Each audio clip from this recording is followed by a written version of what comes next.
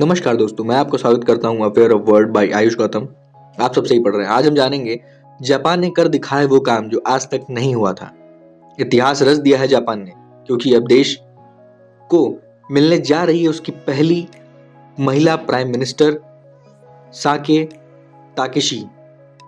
तो आज की वीडियो में हम बात करेंगे कौन है साके ताकेशी, कैसे पहुंची वो जापान की सबसे पावरफुल चेयर तक, और इसका ग्लोबल पॉलिटिक्स पर क्या असर पड़ेगा। तो चलिए शुरू करते हैं बिना किसी देरी के। दोस्तों, साने ताकेशी का नाम जापान की पॉलिटिक्स में नया नहीं है।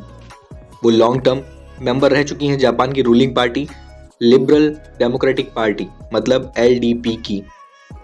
बॉर्न वो पैदा हुई थी नारा प्रेफेक्चर। सानेकी ने ओसाका यूनिवर्सिटी से ग्रेजुएशन किया और फिर यूएस में पॉलिटिकल स्टडीज के लिए चली गई। उनका पॉलिटिकल करियर शुरू होता है 1993 में, जब वो पहली बार पार्लियामेंट की मेंबर बनी और धीरे धीरे उन्होंने खुद को एक स्ट्रॉन्ग कंजर्वेटिव लीडर के रूप में स्टैब्लिश किया। ताकेशी को हमेशा से जाना जाता है उनके strong nationalist view, pro defence politics और इकोनॉमिक रिफॉर्म्स के लिए। वो कई बार जापान के minister of internal affairs and communication भी रह चुकी हैं। अब जानेंगे how she become the prime minister. Japan में हाल ही में हुए एलडीपी लीडरशिप इलेक्शन में साने ताकेशी ने एक टफ कंपटीशन में जीत हासिल की। उन्होंने पार्टी के टॉप राइवल्स सागेरू इशिबा और तारो कोना को हराया।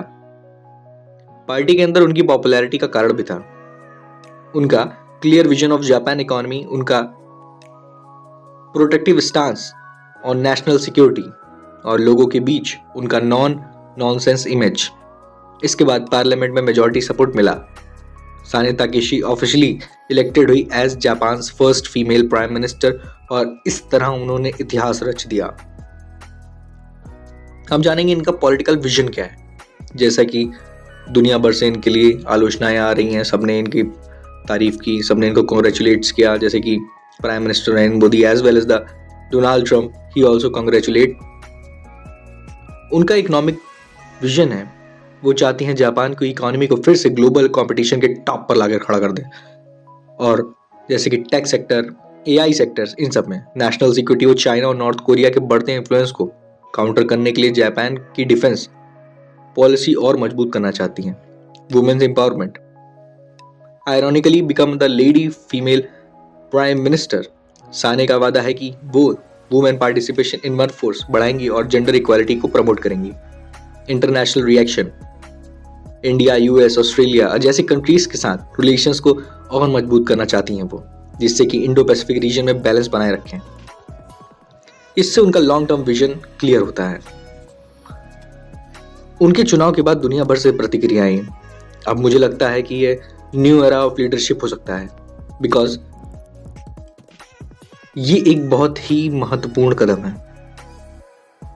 तो दोस्तों, साने ताकेशी का राइज हमें यह सिखाता है कि पॉलिटिक्स में जेंडर कोई भी बाधा नहीं होती, अगर विजन, डिटर्मिनेशन और लीडरशिप क्लियर है तो इतिहास खुद बदल जाता है। अब देखना यह होगा कि जापान की पहली महिला प्राइम मिनिस्टर कैसे देश को नए युग में ले जाती हैं। आपको क्या लगता है, साने ताकेशी की लीडरशिप जापान के लिए बेनिफिशियल रहेगी? कमेंट में अपनी राय जरूर मुझे बताइएगा। अगर आपको वीडियो पसंद आया तो प्लीज लाइक कीजिए, शेयर कीजिए और सब्सक्राइब करना मत भूलिएगा। आपको मैं ऐसी नई सी प्यारी सी वीडियो में मिलता रहूंगा। तब तक के लिए thank you so much, tata, bye bye.